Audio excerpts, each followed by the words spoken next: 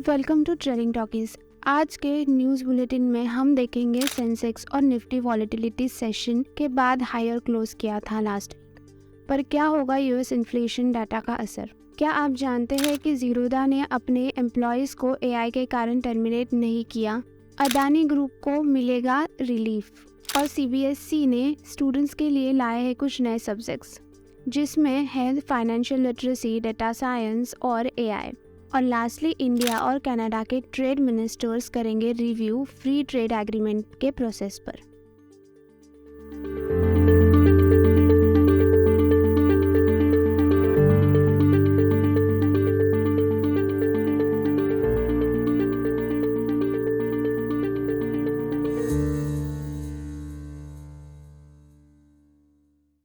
तो चलिए शुरू करते हैं हमारे पहली खबर से। सेंसेक्स और निफ्टी ने मचाया हंगामा, पर क्या होगा यूएस इन्फ्लेशन डाटा का असर। सेंसेक्स और निफ्टी ने वेडनेसडे को वॉलेटाइल सेशन के बाद हायर क्लोज किया, जबकि इन्वेस्टर्स ईगरली यूएस इन्फ्लेशन डाटा का वेट कर रहे थे। बीएसई सेंसेक्स ने 0.29% गेन किया और सेटल हुआ 61,940.20 पर, जबकि एनएसई 18,315.10 पर 0.27 अप हुआ। सिलेक्ट ऑयल, बैंकिंग और ऑटो शेयर्स ने गेन किया। इंडसइंड बैंक ने सबसे ज़्यादा गेन किया, 2.84% अप होते हुए। इन्फोसिस सबसे ज़्यादा फॉल हुआ, 0.59% डाउन होते हुए। Global markets negatively traded, investors US inflation data के रिलीज से कॉशियस हुए। बीएसई मिड कैप और स्मॉल कैप इंडेक्स गेन किया, 0.34% और 0.33% respectively. Realty, oil and gas, auto, energy और यूटिलिटीज टॉप परफॉर्मिंग सेक्टर्स थे, जबकि कमोडिटीज, आईटी, टेलीकम्युनिकेशन, मेटल और टेक लगार्स थे। तो हमारी सेकेंड न्यूज़ है ट्रेडिंग प्लेटफॉर्म से रिलेटेड। एआई के इम्प्लीमेंटेशन के कारण जीरोधा अपने एम्प्लॉयज़ को नहीं करेगी टर्मिनेट। को फाउंडर नितिन कामत का ट्वीट।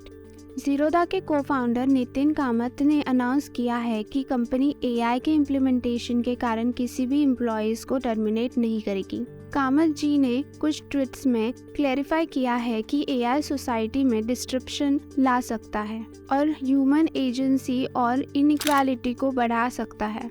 उन्हें लगता है कि कंपनीज एआई की वजह से एम्प्लॉयज़ को फायर कर सकती है और इससे वेल्थ इनइक्वालिटी भी बढ़ सकती है।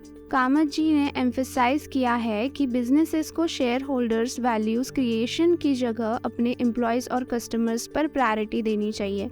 उन्होंने ये भी माना है कि एआई का रियल इम्पैक्ट ह्यूमैनिटी पर दिखने में कुछ साल तो लगेंगे। अब आते हैं नेक्स्ट न्यूज़ पे, जो है सबके फेवरेट ग्रुप की, अदानी ग्रुप की।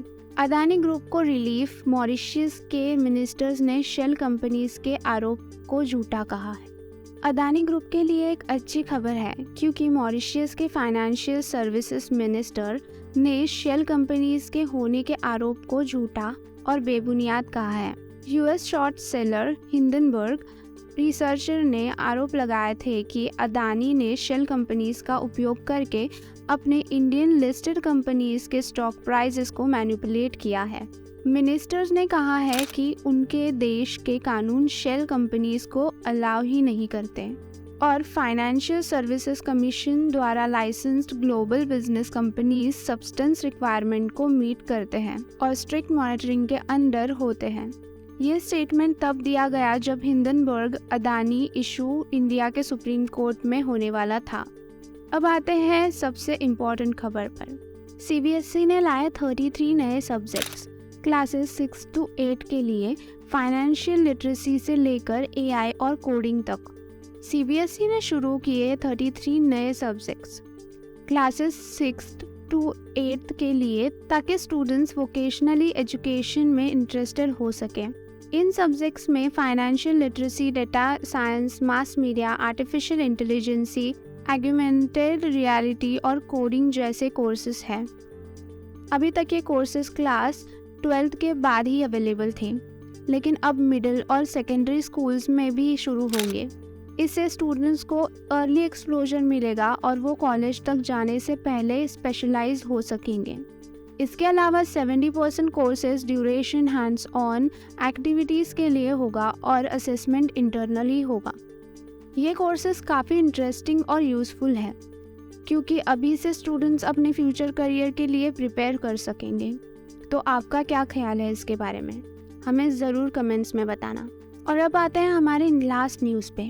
India and Canada set to boost trade relations, minister to review progress on free trade agreement and investment promotions.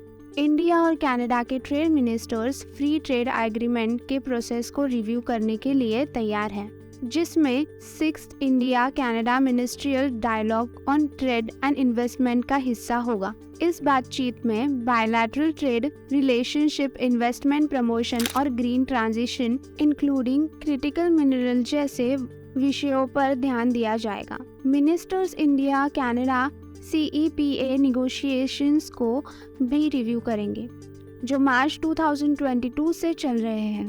Commerce and industry ministers Piyush Goyal Toronto भी जाएंगे। तो ये थे लास्ट वीक के कुछ टॉप न्यूज़। आज के लिए इतना ही, मिलते हैं अगले वीकली बिजनेस बुलेटिन में। तब तक के लिए स्टे ट्यून्ड।